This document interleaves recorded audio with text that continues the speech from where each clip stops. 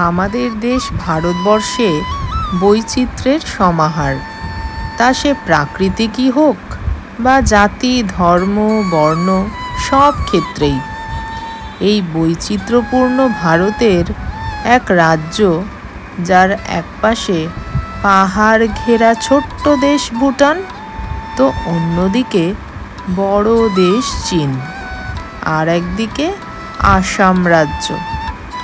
সুউচ্চ পর্বতমালার উপর আঁকা বাঁকা পথ বেয়ে পৌঁছে যাওয়া যায় সেই পর্বতময় রাজ্যে, যেখানে সকলের আগে অচলের উপর ছড়িয়ে পড়ে অরুণ আলোক।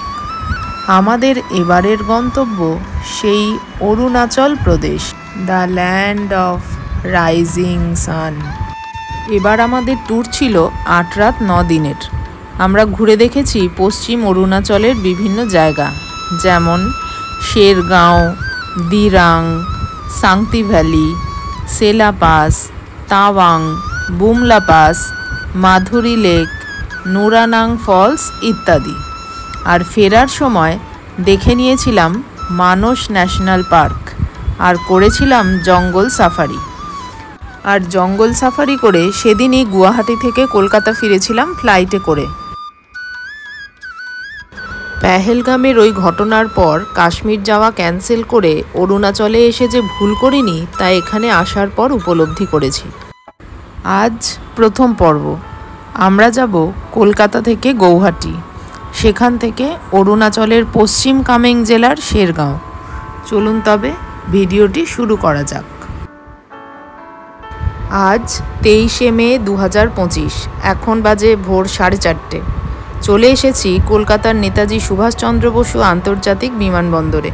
আমাদের ব্যাগেজ ড্রপ, সিকিউরিটি চেক হয়ে গেছে। এবার আমরা ব্রেকফাস্ট করব। যাচ্ছি ট্রাভেল ক্লাব লাউঞ্জের দিকে।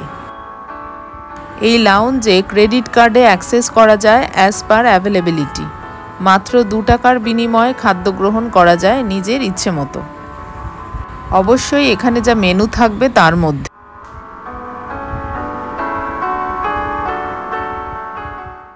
লাউঞ্জে ঢুকে পড়েছি। এবার এখানে মেনুতে কি কি আছে সেগুলো দেখিয়ে দিই চলুন। রয়েছে বিভিন্ন রকম চাটনি, জ্যাম, বাটার, ব্রেড। এগুলোর মধ্যে আছে ইডলি, সাম্বার, পোহা, উপমা, বিভিন্ন রকম ফল, মিষ্টি, কেক, চা কফির সরঞ্জাম, কর্নফ্লেক্স ইত্যাদি।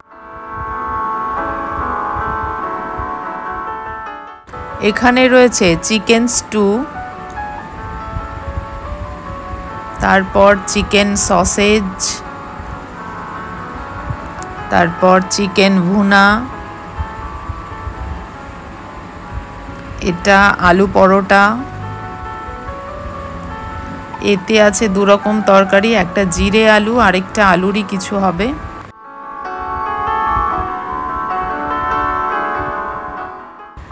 আমি ব্রেকফাস্টে এগুলোই নিয়েছিলাম।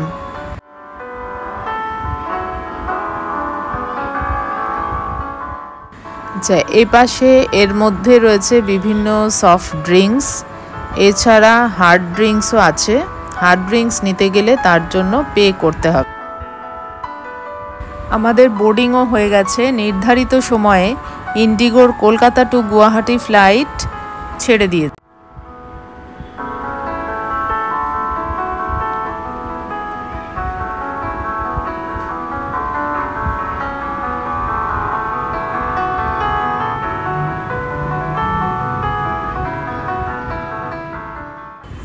উঠে পড়েছি ওপরে। এবার ওপর থেকে কলকাতা শহরটা কেমন লাগছে একবার দেখুন।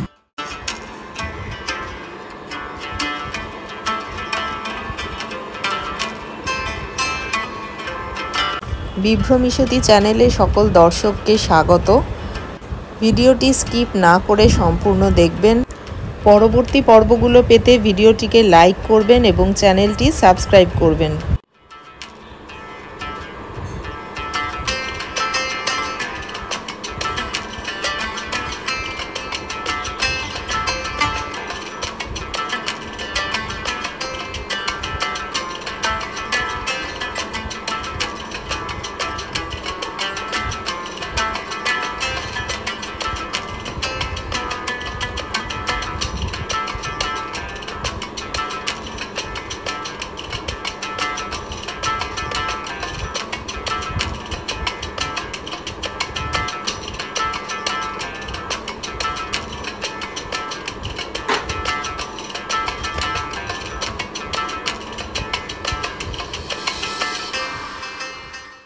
এবার পেরিয়ে যাচ্ছি গঙ্গা নদী। গঙ্গা নদীর উপরের যে দুটি ব্রিজ, হাওড়া ব্রিজ ও হুগলি ব্রিজ, দুটি কিন্তু দেখা যাচ্ছে।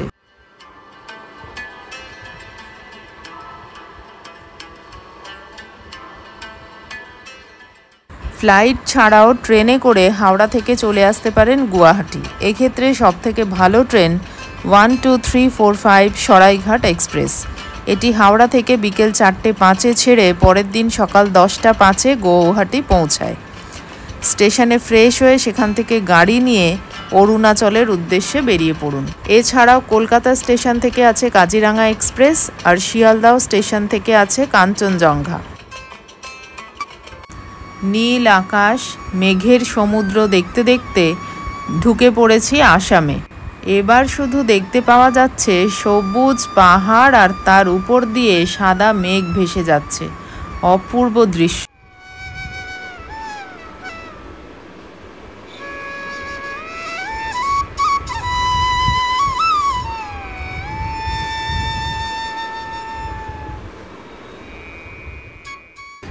এবার বলি কখন অরুণাচলে আসবেন।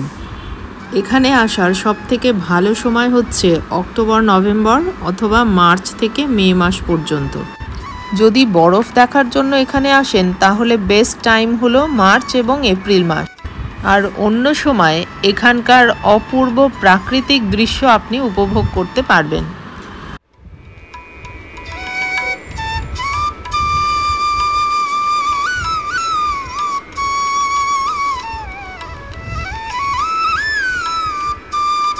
মাত্র 55 মিনিটে আমাদের 850 কিলোমিটার যাত্রা শেষ করে আমরা পৌঁছে গেছি গুয়াহাটি এয়ারপোর্টে।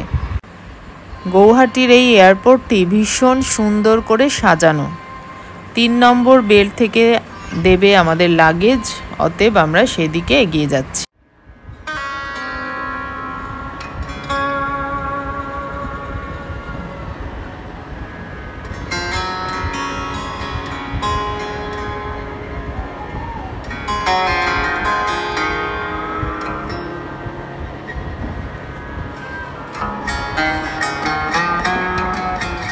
লাগেজ নিয়ে বেরিয়ে পড়েছি। গাড়ি আমাদের আগে থেকেই বুক করা আছে, গাড়ি এসেও গেছে। ড্রাইভারের ফোন নাম্বার স্ক্রিন ও ডেসক্রিপশনে দিয়ে দিলাম, যোগাযোগ করতে পারেন।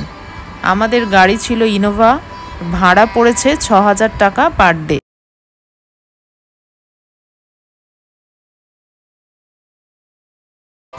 পেরিয়ে যাচ্ছি ব্রহ্মপুত্র নদের উপরের ব্রিজ।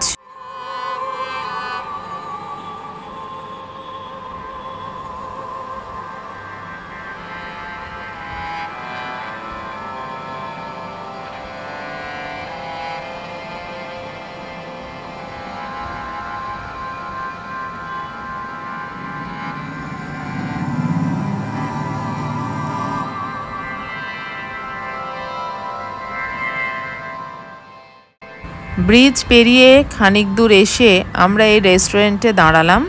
এখানে আমাদের এখন চা বিরতি, আর আমাদের ড্রাইভার দাদার ব্রেকফাস্ট এখনও হয়নি, উনি এখানে ব্রেকফাস্ট করবেন।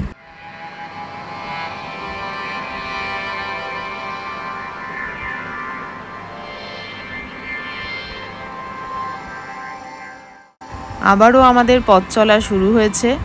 আসামের যে গ্রামগুলির উপর দিয়ে যাচ্ছি সেখানে বড়ো জাতির মানুষের বাস। আসামের পোশাক তো মেখলা, এদের পোশাকগুলো একটু অন্য ধরনের। এর নামটা জানলাম দোকনা।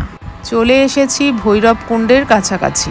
এখান থেকে ভুটান বর্ডার খুব কাছেই, তাই এটা দেখেই আমরা যাব। এই রাস্তা দিয়ে বাঁ দিকে বেঁকে গেলে একটুখানি গেলেই ভারতের শেষ সীমানা। এখানে আমাদের পরিচয়পত্র দেখিয়ে আমরা সীমানা পেরোলাম হেঁটেই।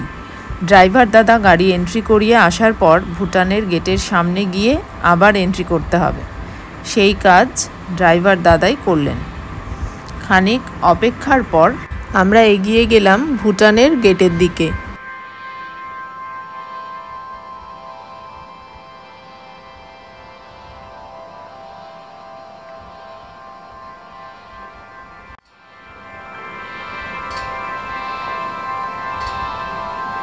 ভুটানে প্রবেশ করার জন্য এখানে রয়েছে লম্বা লাইন।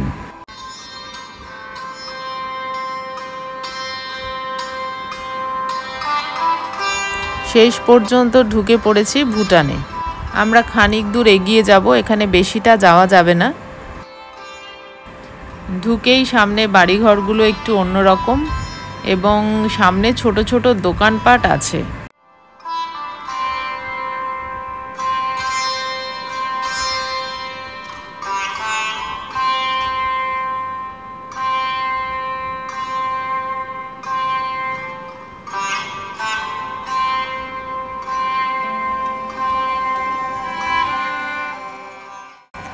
ভুটানের মধ্যেও দেখছি বিশাল বড় একটা লিচু গাছ এবং তাতে ভর্তি লিচু হয়ে রয়েছে।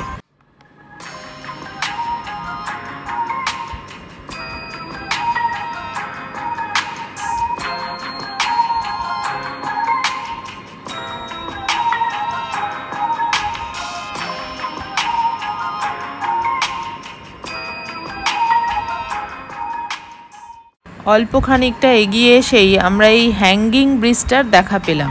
চলুন ব্রিজের ওপর একটু উঠি, তারপরে আবার কথা হচ্ছে।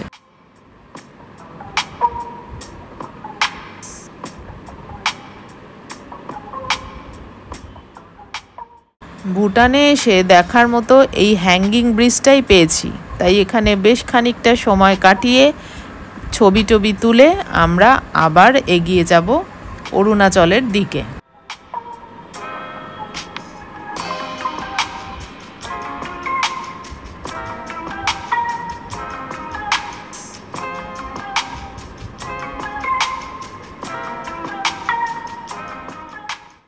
ব্রিজের নিচ দিয়ে বয়ে চলেছে সরু একটা নদী, আর ওপাশে একটা সবুজ রঙের শক্তপোক্ত ব্রিজ রয়েছে, সেটা গাড়ি চলাচল করার জন্য।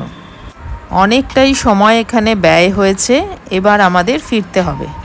বেশি দূর যাবার অনুমতি তো নেই, যাই হোক বিদেশের মাটি তো ছোঁয়া হলো। এখানে রয়েছে ভারত পেট্রোলিয়ামের একটি পেট্রোল পাম্প।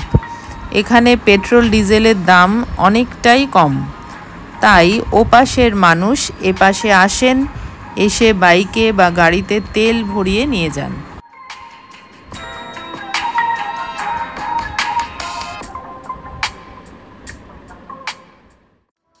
বেরিয়ে পড়েছি ভুটান থেকে। এই রাস্তা দিয়ে আবার বাঁ দিকে গেলেই অরুণাচল প্রদেশের বর্ডার।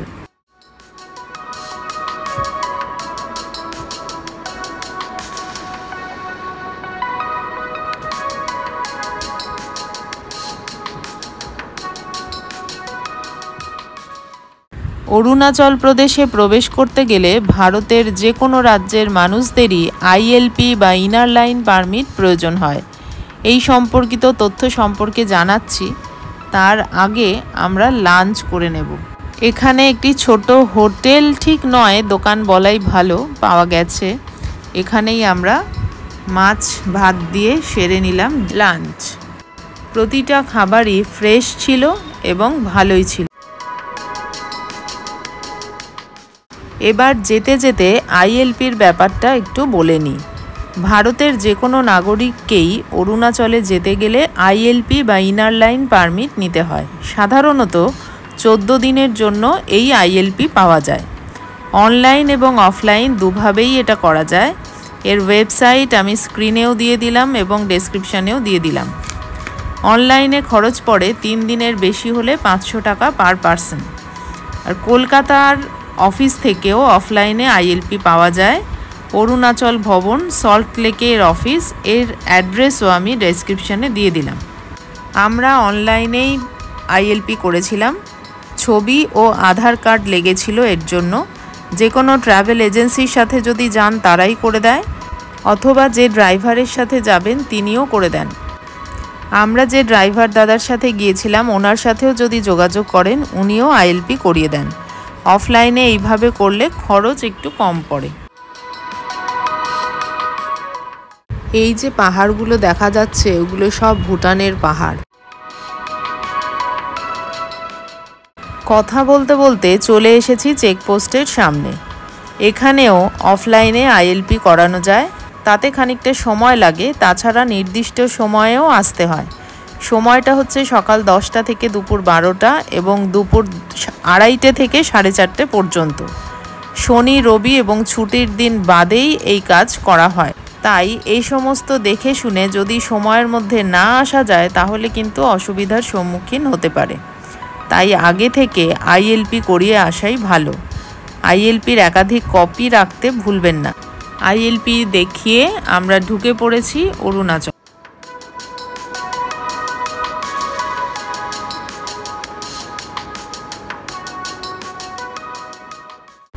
অরুণাচলে প্রবেশের পর থেকেই শুরু হয়ে গেছে আমাদের পাহাড়ের ওপর দিকে ওঠা আঁকা বাঁকা ঘুরপথে।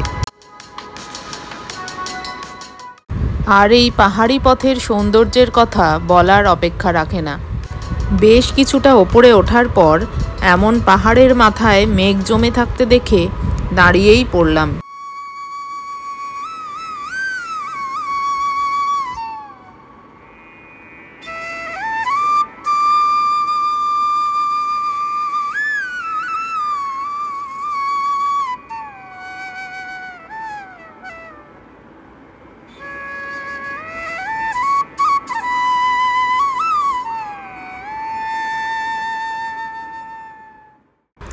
আবারও শুরু হলো আমাদের পথ চলা।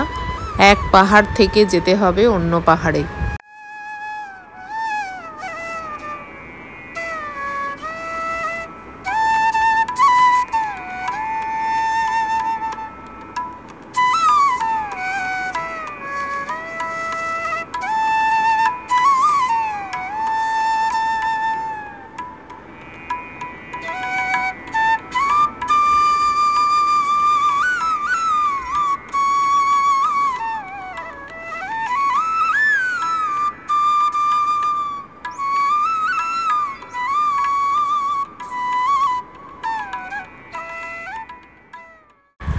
আবারও খানিক দূর এসে আমরা দাঁড়িয়ে পড়লাম। প্রকৃতি তো আছেই, তাছাড়া চা বিরতির জন্য, কিন্তু এখানে যে ছোট দুটো দোকান রয়েছে সেখানে চা পাওয়া গেল না।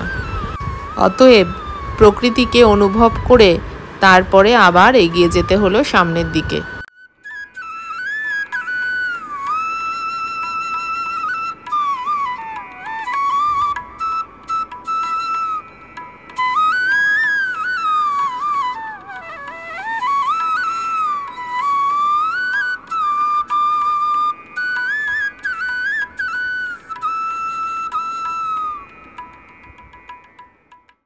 অনেকটা পথ চলে এসেছি।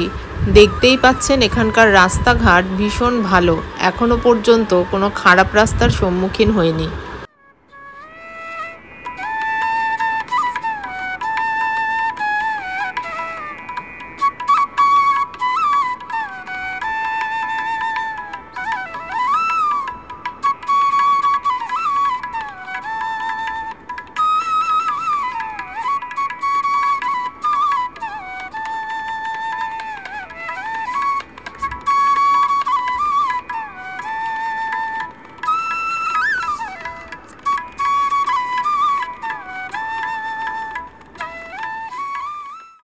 যতই সামনের দিকে এগোচ্ছি ততই দেখা যাচ্ছে পাহাড়ের ঢালে বিভিন্ন রকম চাষবাস হয়ে রয়েছে। তার মধ্যে বেশি দেখা গেল টমেটো চাষ এবং বাঁধাকপির চাষ।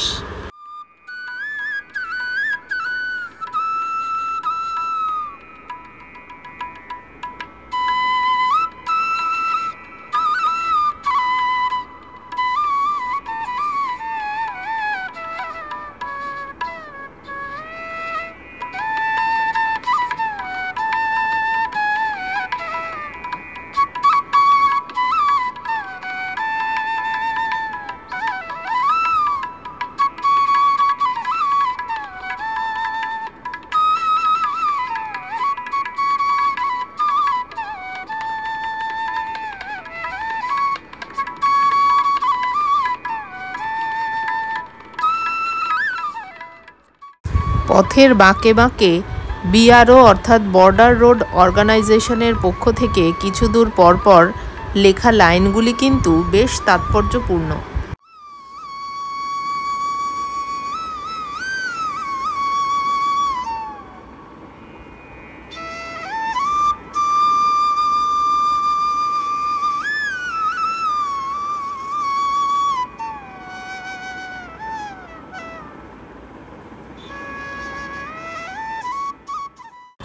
গন্তব্যের তুলনায় এই যাত্রা পথই বেশি সুন্দর বলে আমার মনে হয়। আপনারা কি মনে করেন? কমেন্ট করে জানাতে পারেন।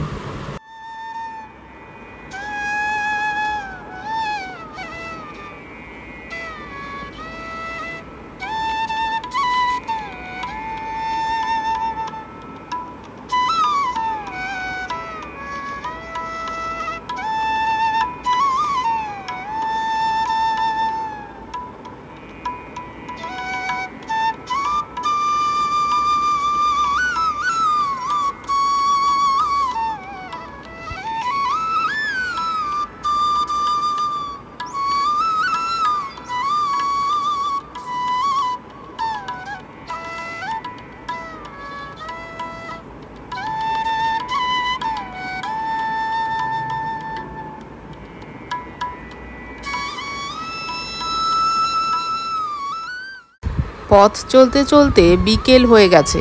যেহেতু এখানে সূর্যের আলো আগে এসে পড়ে, তাই এখানে সন্ধেও হয় তাড়াতাড়ি। এইবার পথ আটকে দাঁড়াচ্ছে মেঘ রাশি।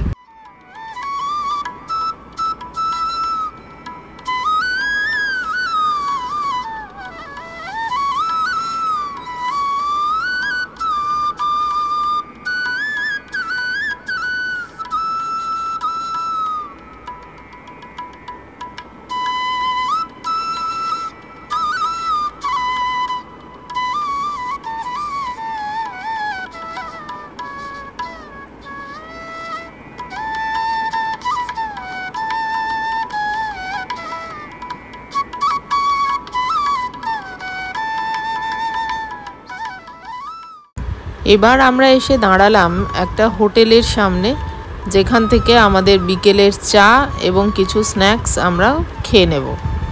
তো এখান থেকে স্ন্যাক্সে আমরা নিয়েছিলাম মোমো।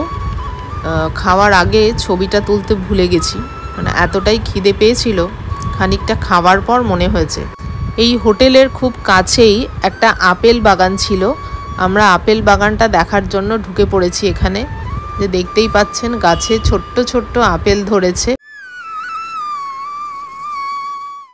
শুধু আপেলই নয়, এখানে প্রচুর কিউই চাষ হচ্ছে দেখলাম। পাহাড়ের এক ঢালে আপেল গাছ, অন্য ঢালে কিউই গাছ। এছাড়াও এখানে করা হয়েছে প্রচুর ওলকপির চাষ।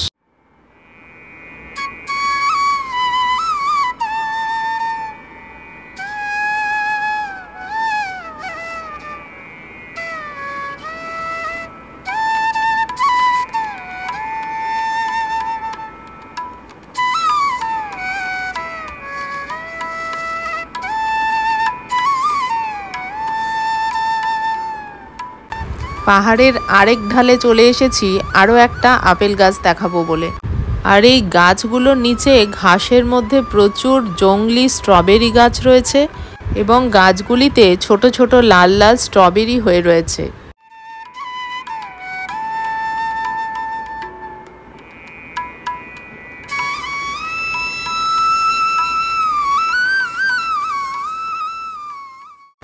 সূর্য অনেক আগেই অস্ত গেছে, মেঘে ঢাকা থাকার কারণে সেটা দেখা যায়নি।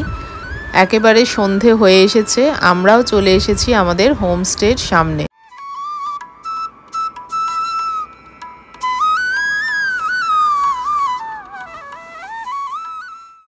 আজ আমাদের রাতের ঠিকানা শেরগাঁওয়ের এই ডিকেটি হোমস্টে।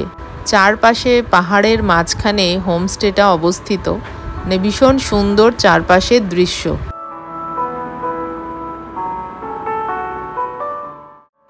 এই হলো আমাদের রুম। এর ভাড়া হচ্ছে এক রাতের জন্য 2500 টাকা। এই হোমস্টের ফোন নাম্বার ডেসক্রিপশানে দিয়ে দিলাম।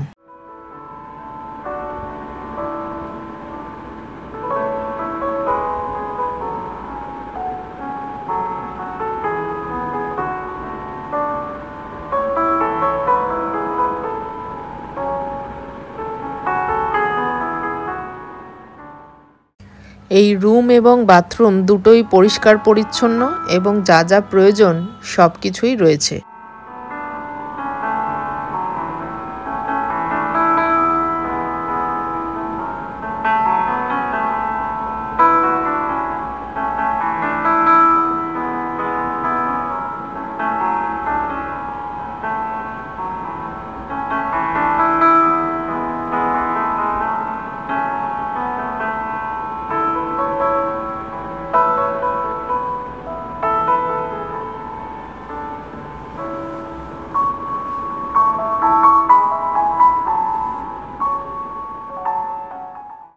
এই হোমস্টের খুব কাছেই রয়েছে একটা ছোট নদী। যদিও অন্ধকার হয়ে এসছে, তবুও আমরা যাব, নদীটি দেখে আসব। আমাদের পথ দেখানোর জন্য এনাকে পাওয়া গেল। এ কিন্তু আমাদের সাথে পুরোটা গেছে এবং আমাদেরকে নিয়ে তারপর বাড়িতে ফেরত এসেছে।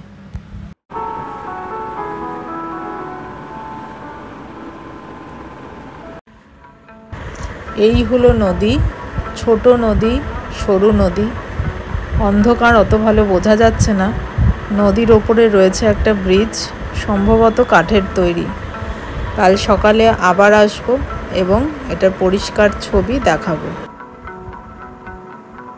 নদী দেখে ফিরে এসে খানিক পরে আমরা ডিনার করে নিলাম। আজ তবে এ পর্যন্তই। আগামী পর্ব নিয়ে আসব খুব তাড়াতাড়ি। ততক্ষণ সঙ্গে থাকুন, দেখতে থাকুন বিভ্রমী সতী। সবাই সুস্থ থাকুন, ভালো থাকুন।